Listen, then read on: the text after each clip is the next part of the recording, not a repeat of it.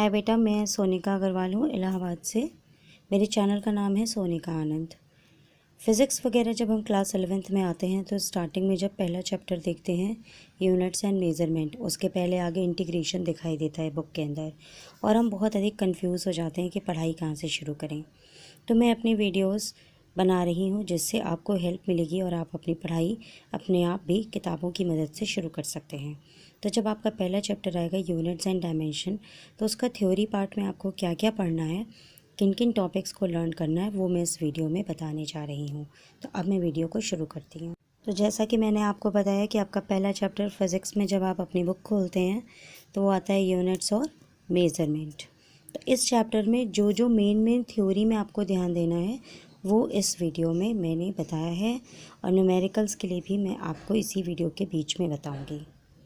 तो बेटा, जब चैप्टर स्टार्ट होता है तो उसमें सबसे पहली चीज़ आती है फ़िज़िकल क्वांटिटी।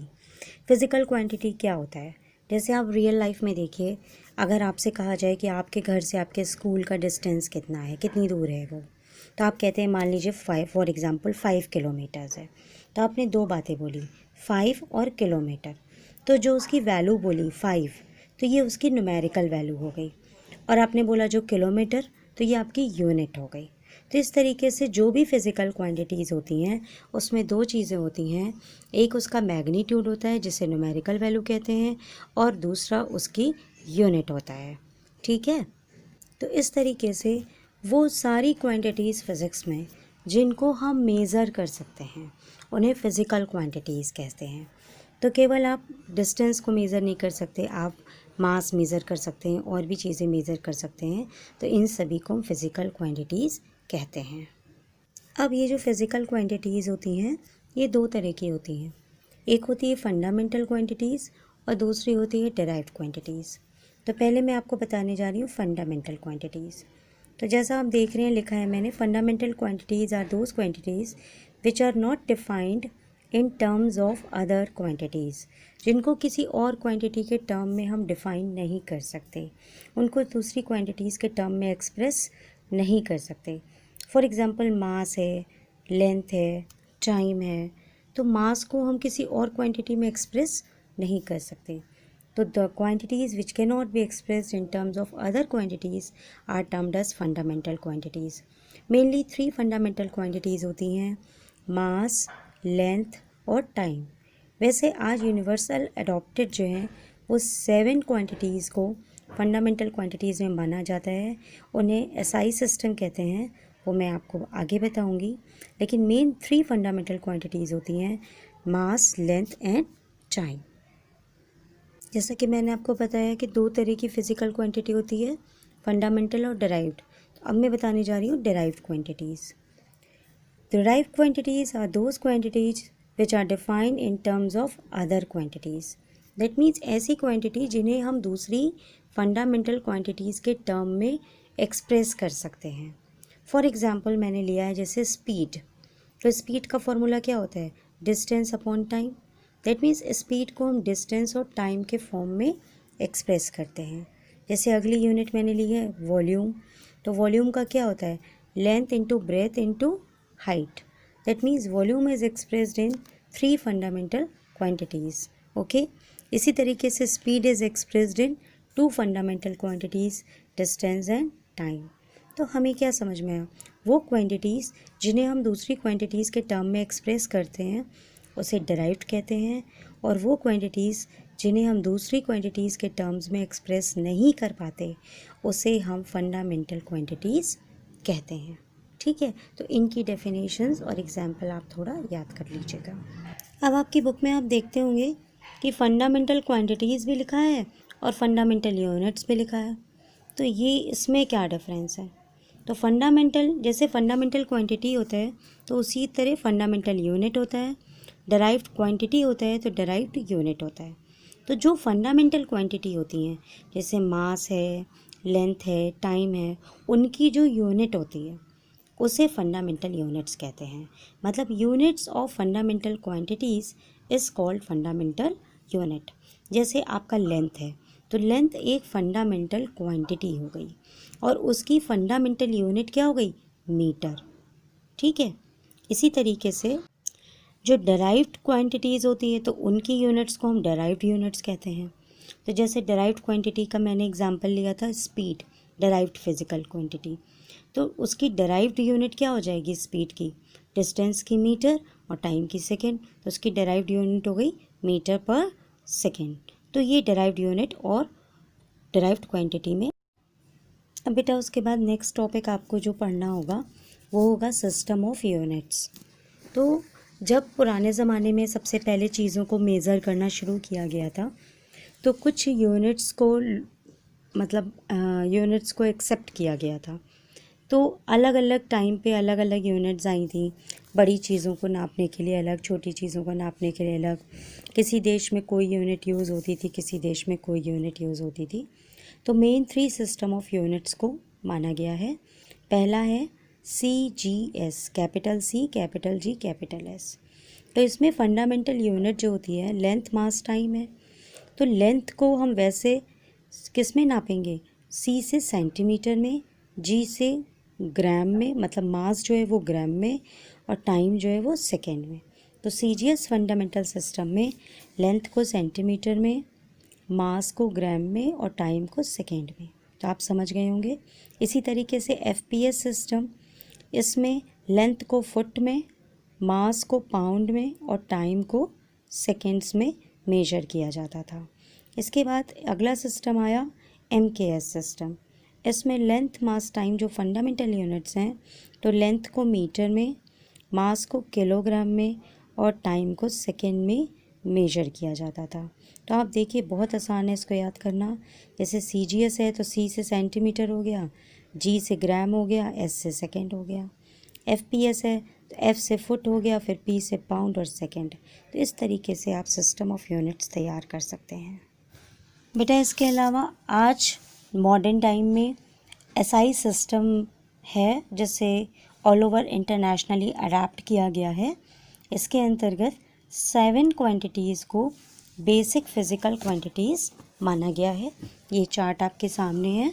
तो देखिए यहाँ पर साफ साफ आप ऐसे भी समझ सकते हैं कि देखिए आपकी जो फिज़िकल क्वांटिटी है वो क्या है, लेंथ, और आपकी जो उसकी फ़िज़िकल यूनिट है, मतलब आपकी फंडामेंटल क्वांटिटी क्या हो गई, लेंथ, और फंडामेंटल यूनिट उसकी क्या हो गई, मीटर, और उसका सिंबल हो गया M। इसी तरीके से फंडामेंटल क्वांटिटी हो गई मास और फंडामेंटल यूनिट हो गया किलोग्राम, फिर वो kg। फंडामेंटल क्वांटिटी हो गई टाइम, उसकी फंडामेंटल यूनिट हो गई सेकेंड और S। फिर फंडामेंटल क्वांटिटी हो गई आपकी टेम्परेचर और उसकी फंडामेंटल यूनिट केल्विन। अब आप समझ गए होंगे। तो ये 7 फिज़िकल क्वांटिटीज़ हैं जो फंडामेंटल हैं और इनको SI फिज़िकल क्वांटिटीज़ में एक्सेप्ट किया गया है internationally. Length, mass, time, temperature, electric current, luminous intensity, quantity of matter. ये आप आगे की क्लासेस में 11th-12th स्टैंडर्ड में सबके बारे में हर लेसन में धीरे धीरे जान जाएंगे। इसके अलावा 2 क्वांटिटीज़ और हैं जिन्हें सप्लीमेंट्री SI यूनिट्स कहा गया है, उन्हें भी इंक्लूड किया गया है। एक है प्लेन एंगल और एक सॉलिड एंगल, ठीक है, जिनके यूनिट्स है रेडियन और स्टेरेडियन। ये भी आप लर्न करिए। इस लेसन के बीच में 2 इम्पॉर्टेंट डेफिनेशंस हैं, उनको आप मत छोड़िएगा, उनको ज़रूर याद करिएगा। उसमें लाइट ईयर जो है और एक दूसरी है एस्ट्रोनॉमिकल यूनिट।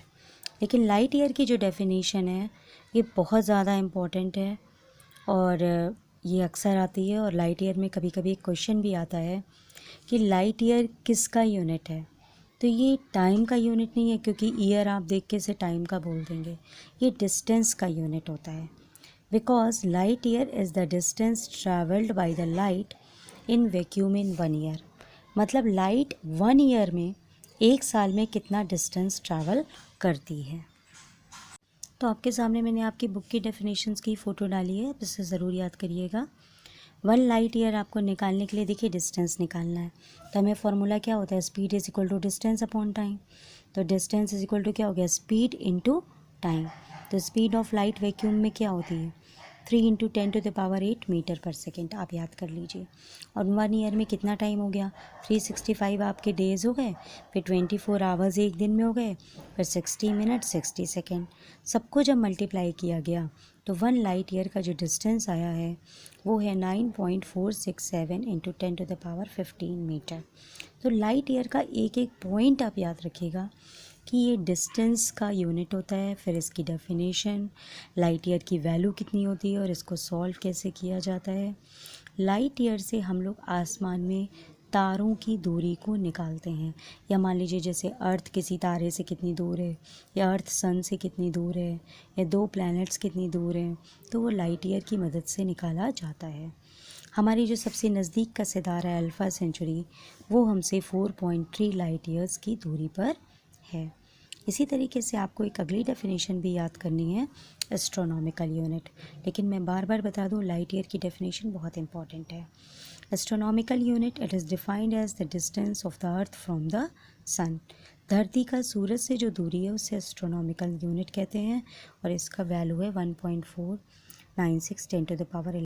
इसके बाद जो नेक्स्ट टॉपिक है, कभी कभी पूछ लेते हैं, नहीं तो ज़्यादा इम्पोर्टेंट नहीं है लेकिन फिर भी पूछ लेते हैं कि रडार का फुल फॉर्म क्या है, या सोनार का फुल फॉर्म क्या है, या लेज़र का फुल फॉर्म क्या है। तो ये आप लर्न कर लीजिएगा। जैसे रेडार हो गया रेडियो डिटेक्शन एंड रेंजिंग, सोनार है sound navigation and ranging, laser का फुल फॉर्म है light amplification by stimulated emission of radiation. और इसके अलावा आपकी बुक में जो पैरेलैक्स मेथड और दुनिया भर का दिया है वो सब आप छोड़ सकते हैं, वो इतना इम्पोर्टेंट नहीं है। इसमें आपका टाइम बहुत वेस्ट होगा। फिज़िक्स में बहुत सारे टॉपिक आपको भी आगे मिलेंगे जिनके बारे में आपको स्टडी करना होगा। इसके बाद आप नेक्स्ट क्या टॉपिक उठाएंगे वो मैं बताने जा रही हूँ आपको। अब इसके अलावा फ़िज़िक्स में इस फर्स्ट चैप्टर में अब न्यूमेरिकल्स पोर्शन बचता है। इतनी थ्योरी आप कर लोगे तो आपका चैप्टर लगभग कंप्लीट हो जाएगा। और जब आप न्यूमेरिकल्स करोगे तो ये कुछ कन्वर्जन्स जो हैं यूनिट के, ये आपको लर्न करने होंगे। ये बहुत इंपॉर्टेंट है। आप इसको वीडियो रोक करके स्क्रीनशॉट लेके आप नोट कर लीजिएगा। और तो बहुत सारे कन्वर्जन्स हैं लेकिन इनको ज़रूर याद कर लीजिएगा। जैसे नैनोमीटर है 10⁻⁻9 मीटर, एंगस्ट्रॉम है 10⁻⁻10 मीटर, माइक्रोन है 10⁻⁻6, और लाइट ईयर है 9.46 10⁻15 मीटर।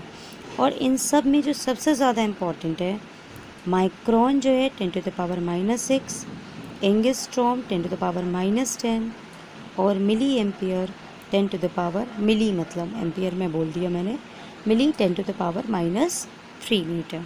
तो ये कन्वर्जन्स अगर आपको नहीं याद होगे तो आपको न्यूमेरिकल्स में बहुत प्रॉब्लम होगी। इसको आप ज़रूर नोट कर लीजिए।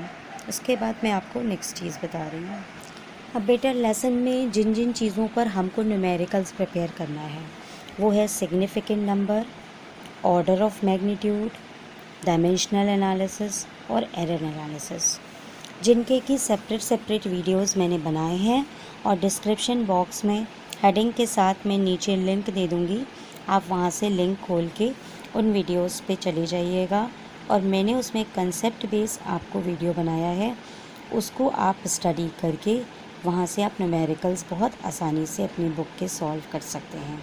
यहाँ पर मैं एक चीज़ और बता दूँ, डायमेंशनल एनालिसिस में आपको 3 पार्ट मिलेंगे।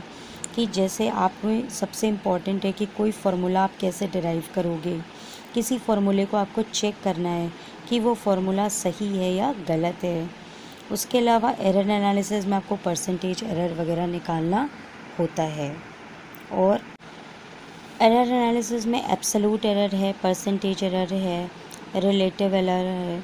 2 चीज़ों को जब हम ऐड करते हैं तो उसमें कितनी एरर आ जाती है, माइनस करेंगे तो कितनी एरर होगी, मल्टीप्लाई करेंगे, डिवाइड करेंगे।